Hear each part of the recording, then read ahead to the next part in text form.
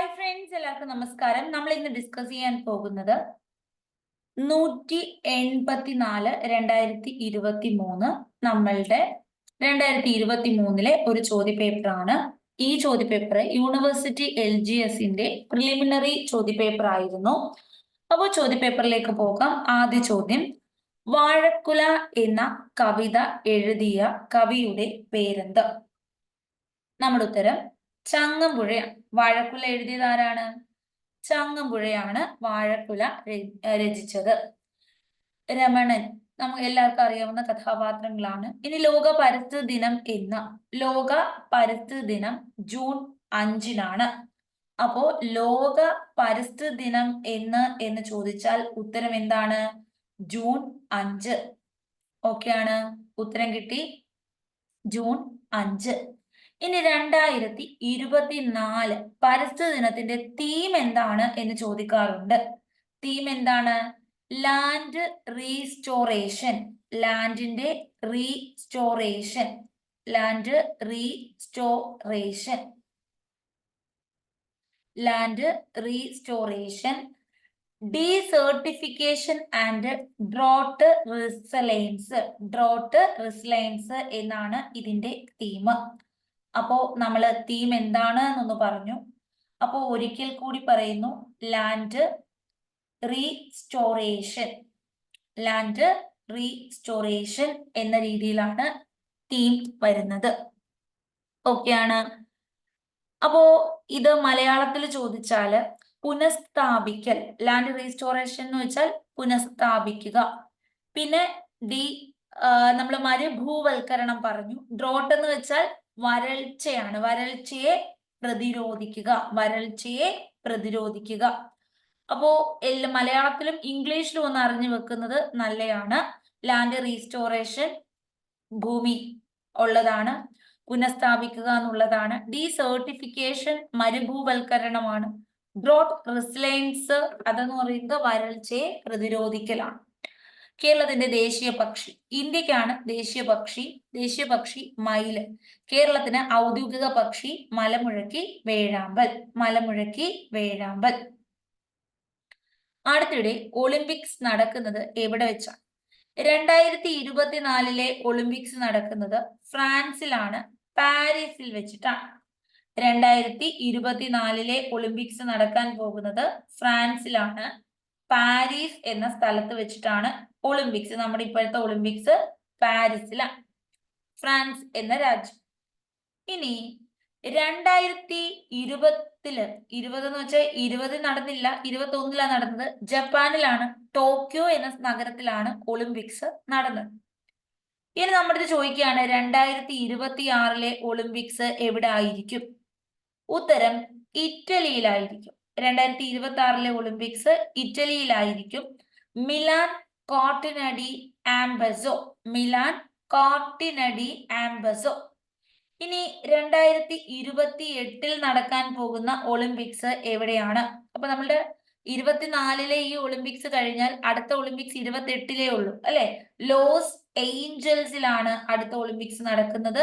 Loss ഏഞ്ചൽസിലാണ് അടുത്ത Olympics നടക്കുന്നത്, അമേരിക്കയിലെ Los Angeles.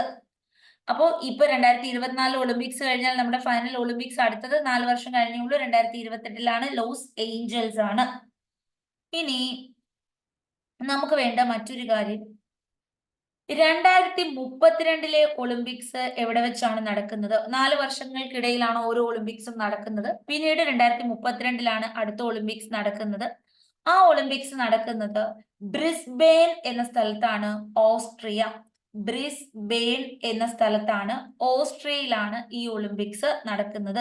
Brisbane, Australia. Australia, Brisbane.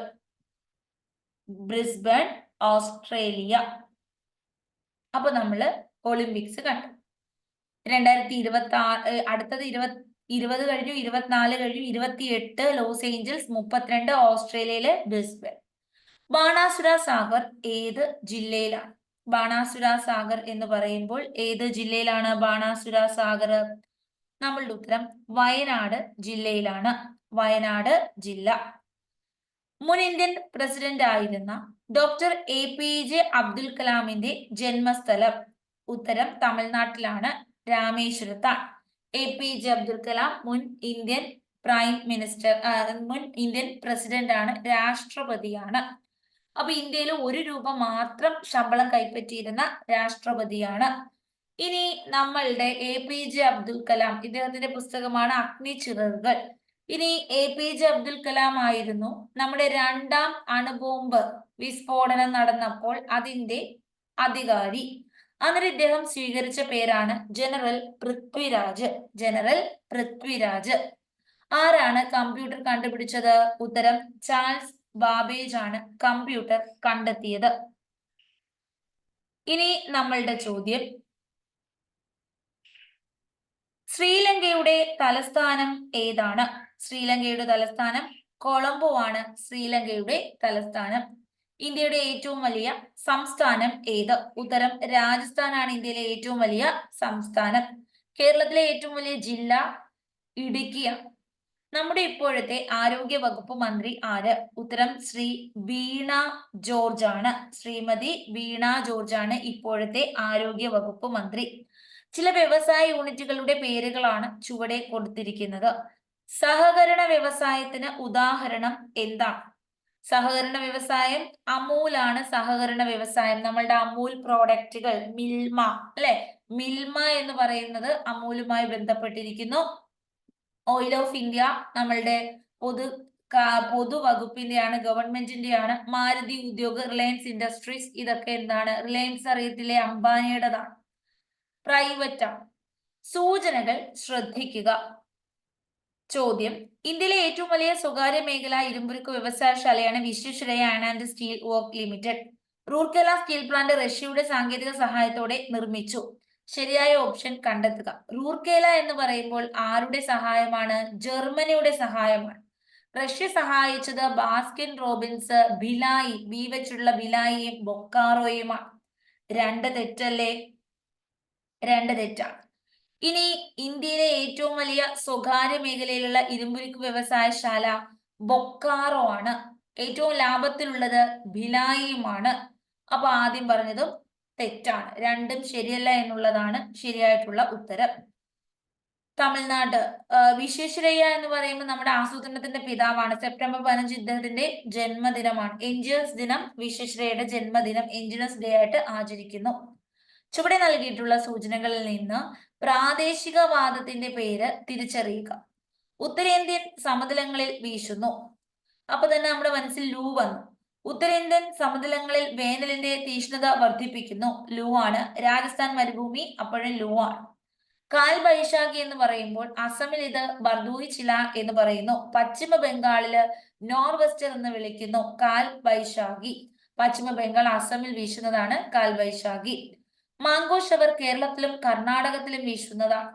ഇത് മാങ്ങകൾ പഴുക്കുന്നതിന് സഹായിക്കുന്നു. അതുകൊണ്ടാണ് മാംഗോ ഷവർ എന്ന് വിളിക്കുന്നത്. മാങ്ങകൾ പൊഴിഞ്ഞൊക്കെ പോകും, കൊള്ളാത്ത കൊച്ചു കൊച്ചു ഇത്. അപ്പോ മാംഗോ ഷവർ കേരളത്തില് കർണാടകത്തില് വീശുന്ന കാറ്റാണ്. പിന്നെ നമുക്ക് വടക്ക് കിഴക്കൻ മൺസൂൺ അറിയാം. ഒക്ടോബർ നവംബർ മാസങ്ങളിലുള്ളതാണ് വടക്ക് കിഴക്കൻ മൺസൂൺ. ഇത് തമിഴ്നാട്ടിൽ ഏറ്റവും കൂടുതൽ മഴ പെയ്യിക്കുന്നു. ഇതിനെ, ഈ മഴയെ ഏത് വർഷം എന്ന് പറയുന്നു? തുലാവർഷം എന്ന് അറിയപ്പെടുന്നു. അപ്പൊ ഉത്തരം ലൂ ആണ്. താഴെ പറയുന്ന അക്ഷാംശ രേഖകളില് ഇന്ത്യയിലൂടെ കടന്നു പോകുന്നത് ഏതൊക്കെയാണെന്ന് തിരിച്ചറിയുക. ഇന്ത്യയിൽ ആകെ ഉത്തരായന രേഖ മാത്രമേ കടന്നു പോകുന്നുള്ളൂ. 23.5 ഡിഗ്രി നോർത്ത് മാത്രം. ഭൂമധ്യരേഖ കടന്നു പോകുന്ന ഏക ഏഷ്യൻ രാജ്യമാണ് ഇന്തോനേഷ്യ. ഭൂമധ്യരേഖ കടന്നു പോകുന്ന ഏക ഏഷ്യൻ രാജ്യമാണ് ഇന്തോനേഷ്യ. ഉത്തരായന രേഖ 8 സംസ്ഥാനങ്ങളിലൂടെ കടന്നു പോകുന്നു. ഗുജറാത്ത്, ജാർഖണ്ഡ്, രാജസ്ഥാൻ, മധ്യപ്രദേശ്, ഛത്തീസ്ഗഡ്, പശ്ചിമ ബംഗാൾ, മിസോറാം, ത്രിപുര, ഇങ്ങനെ 8 സംസ്ഥാനങ്ങളിലൂടെയാണ് ഇത് കടന്നു പോകുന്നത്. പടിഞ്ഞാറോട്ടൊഴുകുന്ന ഇന്ത്യൻ നദികൾ അറബിക്കടലിൽ പതിക്കുന്നു. ഏതൊക്കെയാണ് അറബിക്കടലിൽ പതിക്കുന്നത്? നർമ്മദയും താപ്തിയും അറബിക്കടലിൽ പതിക്കുന്നു. നർമ്മദ, താപ്തി, സിന്ധു നദി അറബിക്കടലിൽ പതിക്കുന്നു. അപ്പൊ ഇവിടെ താപ്തി ഉണ്ട്. താപ്തി അറബിക്കടലിലാണ് പതിക്കുന്നത്. ഇനി നമുക്കറിയാം താപ്തി ഏതൊക്കെ ഓപ്ഷനിലുണ്ട്? താപ്തി. കണ്ടോ? അപ്പോൾ തന്നെ ഈ ഓപ്ഷൻ നമുക്ക് വെട്ടിക്കളയാം. 1. ഇനി ഇത് മാത്രം നമ്മൾ നോക്കിയാൽ മതി. ഇതിനകത്ത് എല്ലാ ഓപ്ഷനിലും 2 ഉണ്ട് അല്ലെ? 2 എല്ലാത്തിലും ഉണ്ട്. പെരിയാറ് അറബിക്കടലിലാണ് പതിക്കുന്നത്. ലൂണി അറബിക്കടലിലാണോ? അല്ല. ലൂണി എന്ന് പറയുന്നത് രാജസ്ഥാനിലൂടെ ഒഴുകുന്ന നദിയാണ്. ഇതിന് ഒഴുകി എത്തിച്ചേരുന്നതിന് വേണ്ടിയിട്ട് ഒരു സ്ഥലം പോലും ഇല്ല. ഫുള്ള് അവിടെ മരുഭൂമിയാണ്. അപ്പൊ കരയുമായി ബന്ധപ്പെട്ട് കിടക്കുന്നതാണ് ലൂണി. മഹാനദി ബംഗാൾ ഉൾക്കടലിലാണ് പതിക്കുന്നത്. അപ്പൊ ഉത്തരം 2, 3. ഇന്ത്യയിലെ ഏറ്റവും വലിയ മെട്രോ റെയിൽ ശൃംഖല താഴെ പറയുന്നവയിൽ ഏതാണ്? നമ്മുടെ ഉത്തരം ഡൽഹിയാണ് ഇന്ത്യയിലെ ഏറ്റവും വലിയ മെട്രോ ശൃംഖല. 100% ഹരിതവൽക്കരിക്കപ്പെട്ട മെട്രോ ശൃംഖലയാണ് ഡൽഹി. ഇനി ഹരിത മെട്രോ എന്നറിയപ്പെടുന്നു. ഡൽഹിയുടെ ചെയർമാനാണ് മെട്രോമാൻ എന്ന് നമ്മൾ വിളിക്കുന്ന മലയാളിയായ ഇ ശ്രീധരൻ. മെട്രോ മാൻ എന്ന് നമ്മൾ വിളിക്കുന്ന മലയാളിയായ ഇ ശ്രീധരൻ ഡൽഹി മെട്രോന്റെ ചെയർമാനാണ്. കൊച്ചി മെട്രോ ഇന്ത്യയിലെ 8ാമത്തെ മെട്രോ ആണ്. ഈ മെട്രോ നിർമ്മിച്ചപ്പം നമ്മളെ സഹായിച്ചത് ആരാണ്? ഡൽഹി മെട്രോ ആണ് നമ്മളെ ഹെൽപ്പ് ചെയ്തത്. ഡൽഹി മെട്രോ കോർപ്പറേഷനാണ്. ഇന്ത്യയിലെ ആദ്യ മെട്രോ കൊൽക്കത്ത മെട്രോ ആണ്. 1984 കൊൽക്കത്ത മെട്രോ നിലവിൽ വരുന്നത്. 95 ഡൽഹി മെട്രോ നിലവിൽ വരുന്നത്. ഇന്ത്യയിലെ 2ാമത്തെ മെട്രോ ആണ്. 3ാമത്തെ മെട്രോ ബാംഗ്ലൂർ മെട്രോ ആണ്. നമ്മ ബാംഗ്ലൂർ എന്നറിയപ്പെടുന്നു. ഈ 3ാമത്തെ മെട്രോ ആണ് ദക്ഷിണേന്ത്യയിലെ തന്നെ ആദ്യത്തെ മെട്രോ. 4ാമത്തെ മെട്രോ ഹരിയാനയിലെ ഗുരുഗ്രാമാണ്. അപ്പൊ ഡൽഹി മെട്രോയുടെ പ്രത്യേകത ISO സർട്ടിഫിക്കേഷൻ ലഭിച്ച ആദ്യ മെട്രോ ആണ്. ഹരിത മെട്രോ എന്നറിയപ്പെടുന്നു. ഇനി ഈ ഡൽഹി മെട്രോയ്ക്ക് ഒരു പ്രത്യേകതയുണ്ട്. മെട്രോകളില് ബസ്സുകളില് സ്ത്രീകൾക്ക് സൗജന്യ യാത്രയുള്ളതാണ് ഡൽഹി മെട്രോ. ഡൽഹി എന്ന് പറയുന്ന സ്ഥലം ബസ്സുകൾക്കും മെട്രോകളിലും സ്ത്രീകൾക്ക് സൗജന്യമാണ്. ക്ലിയർ ആണ്? ഇന്ത്യയിലെ ആദ്യത്തെ വന്ദേ ഭാരത് എക്സ്പ്രസ് ട്രെയിൻ താഴെ പറയുന്ന ഏതെല്ലാം നഗരങ്ങളെ ബന്ധിപ്പിച്ചാണ് ഓടുന്നത്? ഇന്ത്യയിൽ നിലവിലെ ഏറ്റവും വേഗതയുള്ള ട്രെയിനാണ് വന്ദേ ഭാരത്. ട്രെയിൻ 18 എന്ന് ഇതിനെ വിളിക്കുന്നു. ട്രെയിൻ 18. ഇനി ബുള്ളറ്റ് ട്രെയിൻ വരും. 2026 ജപ്പാന്റെ സഹായത്തോടെ ബുള്ളറ്റ് ട്രെയിൻ നിലവിൽ വരും മുംബൈയിൽ. അപ്പോ ഏറ്റവും വേഗതയേറിയ ട്രെയിൻ ബുള്ളറ്റ് ട്രെയിൻ ആയിരിക്കും. 250 km/h ആണ് സ്പീഡ്. വന്ദേ ഭാരത് 180, 200 വരെ സ്പീഡ് ഉണ്ട്. വന്ദേ ഭാരതില് നമ്മുടെ ട്രെയിൻ തിരുവനന്തപുരത്തൂടെ ഉണ്ട് അല്ലെ? നമുക്ക് കേരളത്തിലൂടെ ട്രെയിൻ ഇല്ലേ? അതിലാണ് തിരുവനന്തപുരം ടു കാസർഗോഡ്. ആ റൂട്ടിലാണ് ഏറ്റവും കൂടുതൽ ഇന്ത്യയിൽ തന്നെ ആളുകൾ കയറുന്ന, ഡെയിലി ആളുകൾ കയറുന്നത് നമ്മുടെ കേരളത്തിലൂടെ വന്ദേ ഭാരതിനാണ്. നിലവിൽ ഇന്ത്യയിലെ ഏറ്റവും വേഗതയേറിയ ട്രെയിൻ വന്ദേ ഭാരത് എക്സ്പ്രസ് ആണ്. അപ്പോ ആദ്യ വന്ദേ ഭാരത് എക്സ്പ്രസ് ഓടിയത് ന്യൂഡൽഹി വാരണാസി കണക്ട് ചെയ്തുകൊണ്ടാണ്. ഇന്ത്യയുമായി ഏറ്റവും അധികം അതിർത്തി പങ്കിടുന്ന രാജ്യം. ഇന്ത്യ 9 രാജ്യങ്ങളുമായി അതിർത്തി പങ്കുവയ്ക്കുന്നു. 7 രാജ്യങ്ങളുമായി കര അതിർത്തിയും 2 രാജ്യങ്ങൾ മാലദ്വീപ്, ശ്രീലങ്ക കടൽ അതിർത്തിയുമാണ് പങ്കുവയ്ക്കുന്നത്. അപ്പൊ ഏറ്റവും കൂടുതൽ അതിർത്തി പങ്കുവയ്ക്കുന്നത് ബംഗ്ലാദേശുമായിട്ടാണ്. കര അതിർത്തി ബംഗ്ലാദേശുമായിട്ടാണ് പങ്കുവയ്ക്കുന്നത്. ഇന്ത്യ അതിർത്തി പങ്കുവയ്ക്കുന്നതിൽ ഏറ്റവും വലിയ രാജ്യം ചൈനയാണ്. ബ്രഹ്മപുത്ര നദി സാധ്യ മുതൽ ധൂബ്രി വരെയുള്ള ദേശീയ ജലപാതയാണ് NW2. ഗംഗാ നദിയിലൂടെയുള്ളത് NW1 ആണ്. ഇന്ത്യയിലെ ചില പ്രധാന അന്താരാഷ്ട്ര തുറമുഖങ്ങൾ തന്നിരിക്കുന്നു. തുറമുഖങ്ങൾ എന്ന് പറയുന്നത് യൂണിയൻ ലിസ്റ്റിൽ പെടുന്നതാണ്. നെവശേവ, പാരാദീപ്, ഹാൽദിയ, കാണ്ടില. പശ്ചിമതീര തുറമുഖങ്ങൾ ഏതൊക്കെയാണ്? പശ്ചിമതീരം ചോദിച്ചാൽ നമ്മളുടെ ഉത്തരം പശ്ചിമതീര തുറമുഖങ്ങൾ 1ഉം 4ഉമാണ്. നവശേവ, പിന്നെ കാണ്ടില. ഇപ്പൊ ജവഹർലാൽ നെഹ്റു കല്യാണം കഴിച്ചു. കല്യാണം എന്ന് വെച്ചാൽ മംഗല്യം കഴിച്ചു. മംഗല്യം കഴിച്ചിട്ട് ഇവര് ഹണിമൂണ് പോവുകയാണ്. ഹണിമൂണ് പോയത് എങ്ങോട്ടാണ്? മുമ്പ് കണ്ടിട്ടില്ലാത്ത ഒരു സ്ഥലത്തോട്ട് പോയി. മുമ്പ് കണ്ടിട്ടില്ലാത്ത ഒരു സ്ഥലത്തേക്കാണ് ഹണിമൂണ് പോയത്. ആ സ്ഥലത്തിന്റെ പേര് ഗോവ എന്ന സ്ഥലമാണ്. ആരുമായിട്ടാ ജവഹർലാൽ നെഹ്റു ഹണിമൂണിന് പോയത്? കല്യാണം കഴിച്ചെങ്കിൽ ആ പെൺകൊച്ചുമായിട്ടല്ലേ, കൊച്ചുമായിട്ടാ ഹണിമൂണിന് പോയത്. ഇതാണ് നമ്മുടെ പശ്ചിമഘട്ട തുറമുഖങ്ങൾ. ജവഹർലാൽ നെഹ്റുവിന്റെ ഇപ്പോഴത്തെ പേര് നെവശേവ തുറമുഖം. ഇനി ജവഹർലാൽ നെഹ്റു കല്യാണം കഴിച്ചു, മംഗല്യം കഴിച്ചു, മംഗലാപുരം അല്ലെ? മംഗലാപുരം ഈ തുറമുഖം പശ്ചിമഘട്ടമാണ്. മുംബൈ തുറമുഖം പശ്ചിമഘട്ടമാണ്. കാണ്ടില തുറമുഖം ഇപ്പോഴത്തെ പേര് ദീൻദയാൽ എന്നാണ്. ദീൻദയാൽ. ഇനി മർമഗോവ തുറമുഖം. പിന്നെ കൊച്ചിൻ തുറമുഖം നമ്മുടെ കേരളത്തിലെ തുറമുഖമാണ് കൊച്ചി. കേരളത്തിൽ ഇപ്പൊ വിഴിഞ്ഞം തുറമുഖമുണ്ട്, കൊച്ചി തുറമുഖമുണ്ട്. ക്ലിയർ ആണ്? പാരാദീപും കൊൽക്കത്ത ഹാൽദിയ ഇത് രണ്ടും, പാരാദീപ് ഒഡീഷയിലെ തുറമുഖമാണ്. ഇത് രണ്ടും നമ്മുടെ എന്താണ്? പൂർവ്വതീര തുറമുഖങ്ങളാണ്. തമിഴ്നാട്ടിലൂടെയുള്ള 3 തുറമുഖങ്ങളുണ്ട്. ചെന്നൈ, വിയോ ചിദംബരം, പിന്നെ കാമരാജ്, എണ്ണൂർ, അല്ലെ? വിയോ ചിദംബരത്തിന്റെ മറ്റൊരു പേര് തൂത്തുക്കുടി. ഈ 3 തുറമുഖങ്ങളും പൂർവ്വതീര തുറമുഖങ്ങളാണ്. ഇന്ത്യൻ ഭരണഘടനയുടെ ശില്പിയാണ് BR അംബേദ്കർ.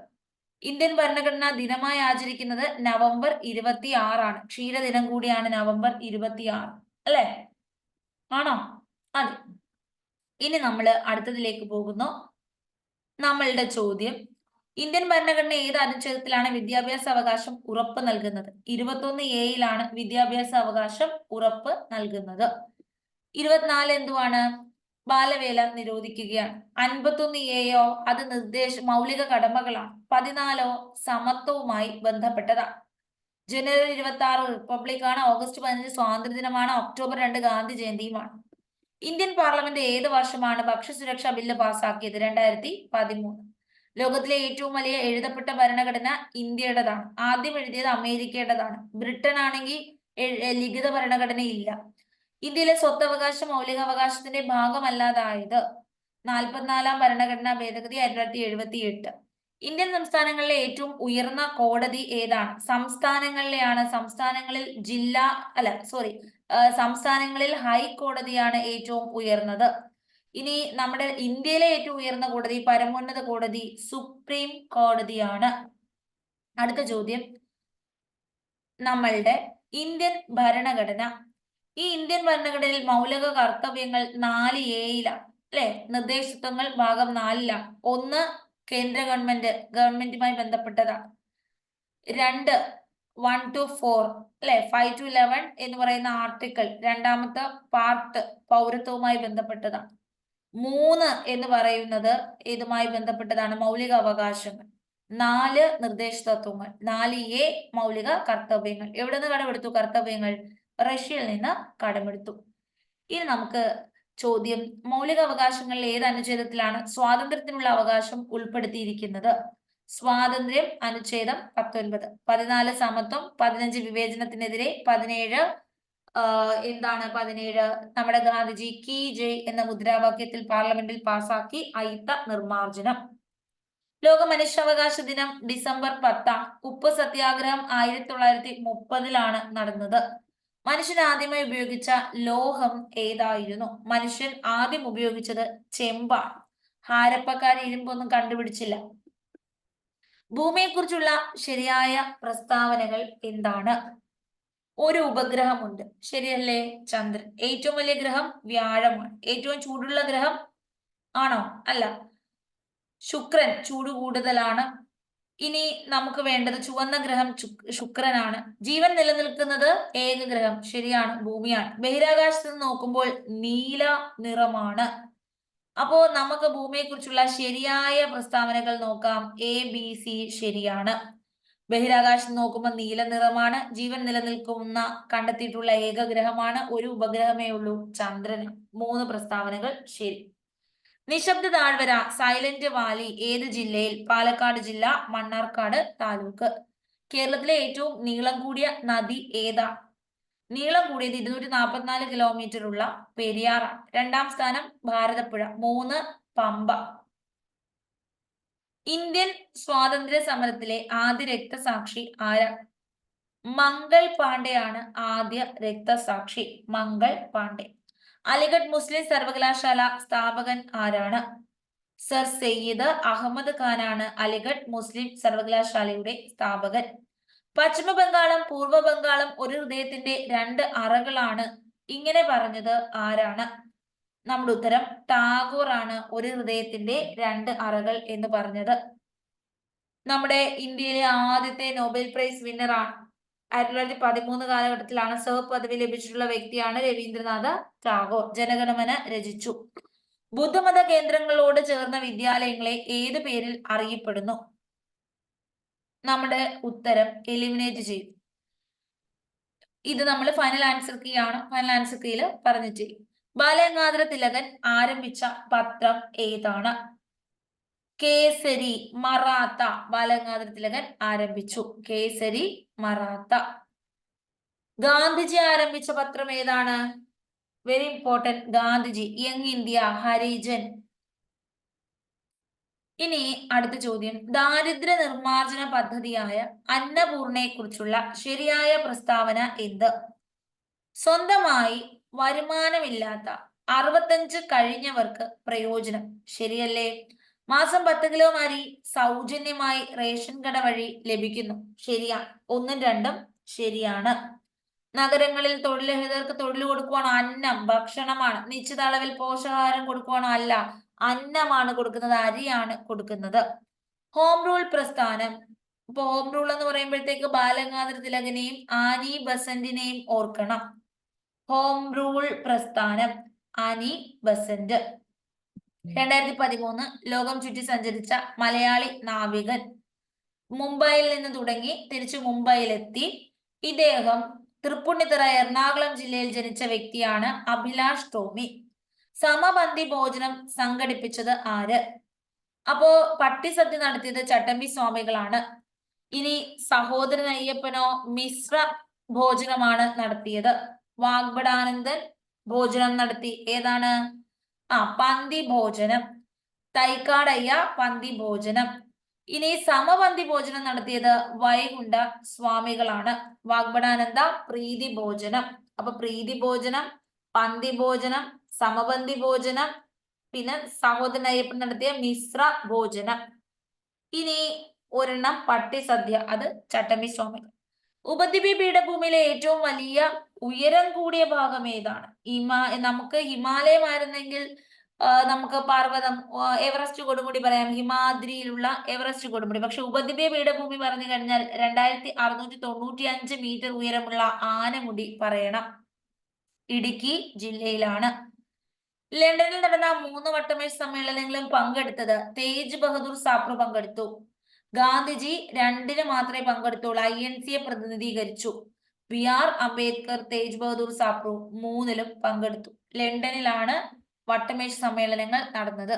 1930, 31, 32 3 വട്ടമേശ സമ്മേളനങ്ങൾ മാത്രമേ നടന്നുള്ളൂ. ഗാന്ധിജി 31ലാണ് പങ്കെടുത്തത്.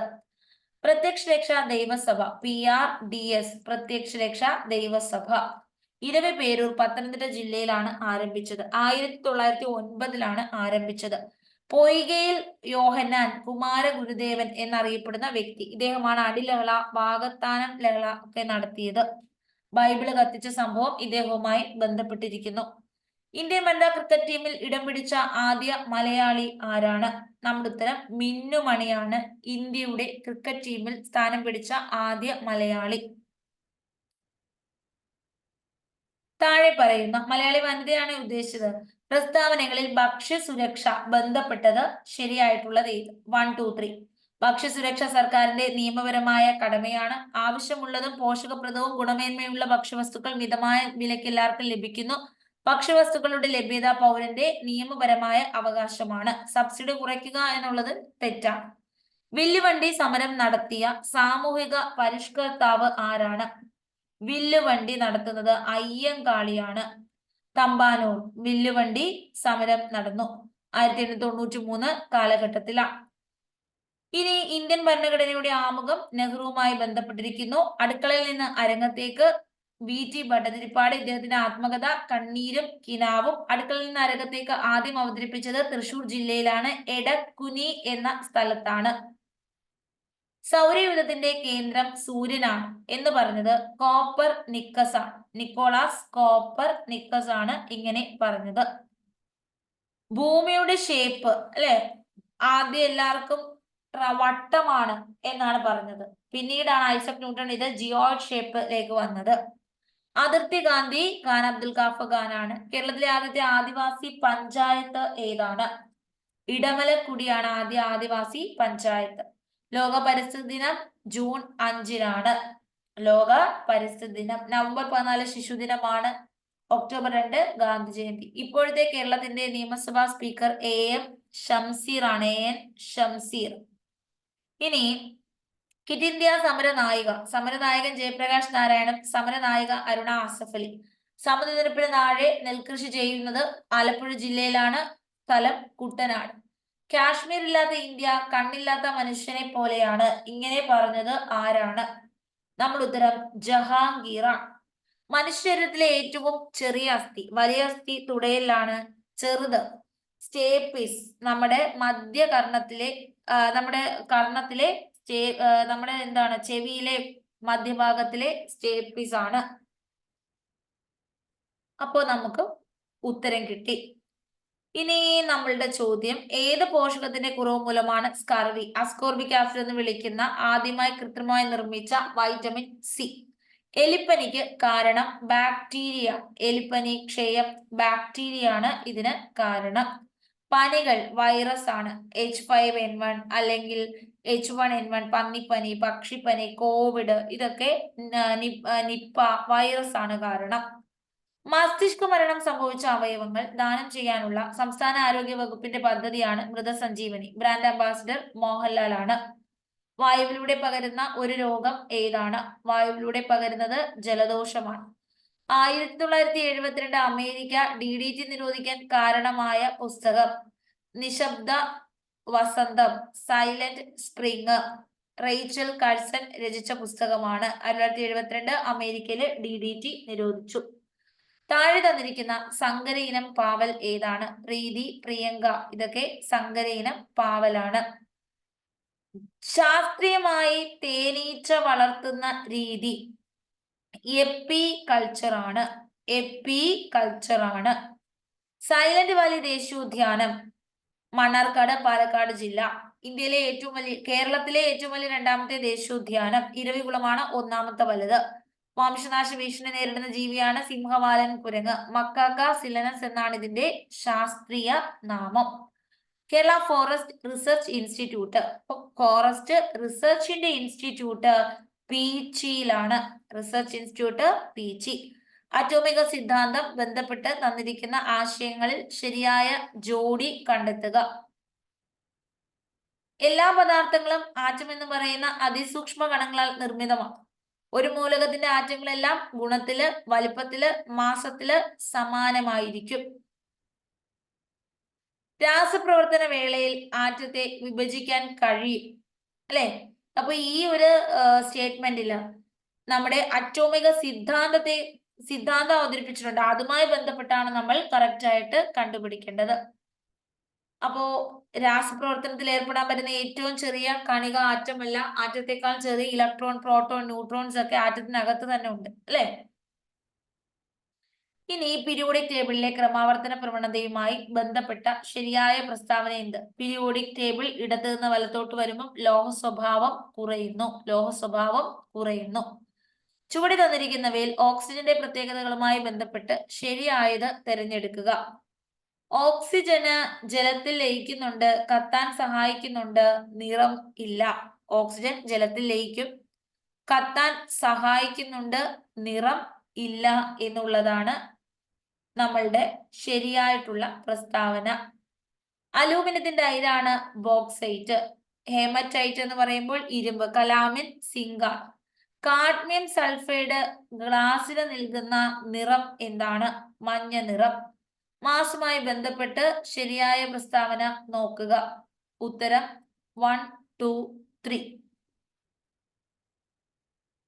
പദാർത്ഥത്തിൽ അടങ്ങിയിരിക്കുന്ന ദ്രവ്യത്തിന്റെ ആകെ അളവാണ്. പദാർത്ഥത്തിൽ അടങ്ങിയിരിക്കുന്ന ദ്രവ്യത്തിന്റെ ആകെ അളവാണ്. പ്രപഞ്ചത്തിൽ എല്ലായിടത്തും ഇത് സ്ഥിരമായിരിക്കും. ഇതിന്റെ യൂണിറ്റ് കിലോഗ്രാം ആണ്. അപ്പൊ മാസ് എന്ന് പറയുമ്പോൾ കിലോഗ്രാം. പ്രപഞ്ചത്തിൽ എല്ലായിടത്തും ഇത് സ്ഥിരമായിരിക്കും. പദാർത്ഥത്തിൽ അടങ്ങിയിരിക്കുന്ന ദ്രവ്യത്തിന്റെ ആകെ അളവാണ്. വാഹനം ഓടിക്കുമ്പോൾ ഡ്രൈവർക്ക് പിന്നിൽ നിന്ന് വരുന്ന വാഹനങ്ങൾ കാണാൻ ഉപയോഗിക്കുന്നത് കോൺവെക്സ് ദർപ്പണമാണ്. കോൺവെക്സ് ദർപ്പണം. ആദ്യ സ്ഥാനത്ത് നിന്ന് അന്ത്യസ്ഥാനത്തേക്കുള്ള നേർരേഖ ദൂരത്തെയാണ് നമ്മൾ എന്തു പറയുന്നത്? പ്രവേഗം എന്ന് പറയുന്നത്. ആദ്യ സ്ഥാനത്ത് നിന്ന് അന്ത്യസ്ഥാനത്തേക്കുള്ള നേർരേഖ ദൂരം. ഊർജത്തിന്റെ യൂണിറ്റ് ആണ് ജൂള്. താപത്തിന്റെ യൂണിറ്റ് ജൂളാണ്. പ്രവൃത്തിയുടെ യൂണിറ്റ് ജൂളാണ്. വികിരണം, സൂര്യപ്രകാശം ഭൂമിയിൽ എത്തുന്നതാണ് റേഡിയേഷൻ അല്ലെങ്കിൽ വികിരണം എന്ന പ്രോസസ്സ്. അപ്പൊ ഇതുമായി ബന്ധപ്പെട്ട പ്രസ്താവനകളിൽ ശരി 3 ആണ്. മാധ്യമത്തിന്റെ സഹായമില്ലാതെയാണ് താപം പ്രേഷണം ചെയ്യുന്നത്. ഇനി മാത്സ് ക്വസ്റ്റ്യൻസ് ആണ്. ജസ്റ്റ് ആൻസർ ടിക്ക് ഇടുന്നു. 81.01 50 സെന്റിമീറ്റർ അകലത്തിൽ ചെടികൾ നട്ടു. ഒന്നാമത്തെ ചെടി 11ാമത്തെ ചെടി തമ്മിലുള്ള അകലം 500. 28 × 25 തുല്യമായത് ഓപ്ഷൻ ഡി ആണ്. 84 ഒരു ക്ലാസ്സിലെ 40 കുട്ടികളുടെ ശരാശരി വയസ്സ് 10. ടീച്ചർ കൂടി ചേർത്തപ്പോൾ ശരാശരി 11 ആയി. അപ്പൊ ആദ്യ ശരാശരി പ്ലസ് ആകെ എണ്ണം ഇൻറ്റു ശരാശരിയിലെ വ്യത്യാസം എന്ന ഇക്വേഷൻ ഉപയോഗിക്കുമ്പോൾ ഉത്തരം 51. 10 89 തന്നിട്ടുണ്ട്. അപ്പോൾ എന്തായാലും ഉത്തരം വരുന്നത് 3.3 33 ആയിരിക്കുമല്ലോ. 86 3/ഭാഗം വെള്ളം എടുത്തു. ഉത്തരം 2. ഇനി LCM കാണാനാണ്. 36 50 75 ആണ്. LCM 900 ആണ്. 900 കോമൺ ആയിട്ടുള്ളത് എടുത്തു വെച്ച് സാധാ രീതിയിൽ ചെയ്യുക. 5 ചെയ്യുക, പിന്നെ 3 ചെയ്യുക, നിങ്ങൾക്ക് ചെയ്യുമ്പോഴത്തേക്ക് കിട്ടും. 25,000 രൂപ 23,000 രൂപയ്ക്ക് വിൽക്കുന്നു അല്ലെ. അപ്പൊ ഉത്തരം 8%. 1 മുതൽ തുടർച്ചയായി 25 ഒറ്റ സംഖ്യകളുടെ തുക എത്ര? തുക n സ്ക്വയർ ആണ്. n സ്ക്വയർ ആണ് ഒറ്റ സംഖ്യകളുടെ തുക. 25 ആയതുകൊണ്ട് 625 ആണ്.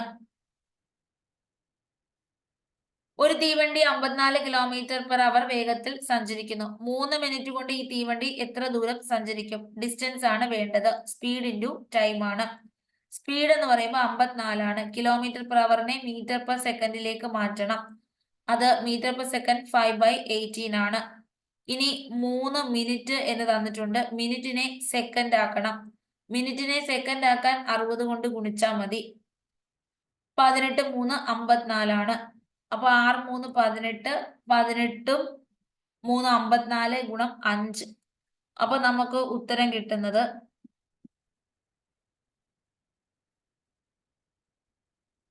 180 + 90 ആ രീതിയിൽ ചെയ്യാനും ഓക്കെ. അപ്പൊ നമ്മുടെ ഉത്തരം 2700. എത്ര ദൂരം സഞ്ചരിക്കുമെന്ന് ചോദിക്കുമ്പോൾ ഡിസ്റ്റൻസ് ആണ്. സ്പീഡ് ഇൻറ്റു ടൈം ആണ്. സ്പീഡ് 54 km 5/18 ചെയ്യുക. അപ്പൊ അവിടെ 15 എന്ന് വരും. പിന്നെ 3 മിനിറ്റ് ആണ്. 3 മിനിറ്റിനെ 60 കൊണ്ട് ഗുണിക്കുക. ഓക്കെ. ഇനി നമ്മൾ അടുത്തതിലേക്ക് പോകുന്നു. അപ്പോഴാണ് നമുക്ക് മീറ്ററിൽ ഉത്തരം കിട്ടുന്നത്. താഴെ 50 ആളുകൾ വരിയായി നിൽക്കുന്നു. 25ാമത്തെ ആള് രാജേഷ്. മറ്റൊരിടത്ത് നിന്ന് രാജേഷ് എത്രാമത്തെ സ്ഥാനത്താണ്? ഉത്തരം 26. ഒറ്റയാനെ കണ്ടെത്തുക. 2 3 5 9. ഉത്തരം 9 ആണ്. 9 ഒരു സ്ക്വയർ ആണ്. ബാക്കിയെല്ലാം പ്രൈം നമ്പർ, അഭാജ്യ സംഖ്യ. വിട്ടുപോയ അക്കം സൂചിപ്പിക്കുക. ആൻസർ 74. ഓക്കെ. 2 2 4 4 3 7 7 7 14 14 3 17. ഒന്നെങ്കിൽ ഒന്നിടവിട്ട് നോക്കുക, അല്ലെങ്കിൽ തമ്മിലുള്ള ബന്ധം നോക്കുക. പല രീതിയിൽ ചെയ്യും. ഇനി നമ്മൾ നോക്കുമ്പോൾ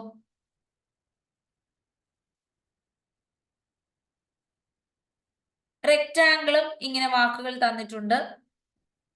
94ാമത്തെ ചോദ്യത്തിന്റെ ഉത്തരം സി ആണ്, ട്രയാങ്കിൾ. ഗിത്താർ 76. എക്ക് 1 എന്ന് കൊടുക്കുക. അങ്ങനെ നോക്കി 76 കിട്ടുന്നുണ്ടോ നോക്കുക, അല്ലെങ്കിൽ എക്ക് 0 എന്ന വില കൊടുക്കുക. അപ്പൊ ഏതെങ്കിലും ഒന്നിൽ സാറ്റിസ്ഫൈ ചെയ്യും. നമ്മുടെ ഉത്തരം 67. ഒരാൾ വീട്ടിൽ നിന്ന് 400 കിലോമീറ്റർ കിഴക്കോട്ട് 800 മീറ്റർ വടക്കോട്ട്. അപ്പൊ ഉത്തരം വരുന്നത് 200 മീറ്റർ. ഇനി അടുത്ത സയൻ ചോദ്യമാണ് 100. 98ാമത്തെ ചോദ്യം 40. 99ാമത്തെ ചോദ്യം കണ്ണുകൾ. ന്യൂമോണിയ ശ്വാസകോശം, ഗ്ലോക്കോമ കണ്ണിനെ ബാധിക്കുന്ന രോഗമാണ്. ഫോട്ടോയിലെ പുരുഷനെ ചൂണ്ടിക്കാട്ടി മാലതി പറഞ്ഞു അയാളുടെ ഭാര്യയുടെ അച്ഛന്റെ ഒരേ ഒരു മകളാണ്. അപ്പോ ഒരേ ഒരു മകളേ ഉള്ളൂ അല്ലെ. അപ്പോ ആര് തന്നെയാണ്?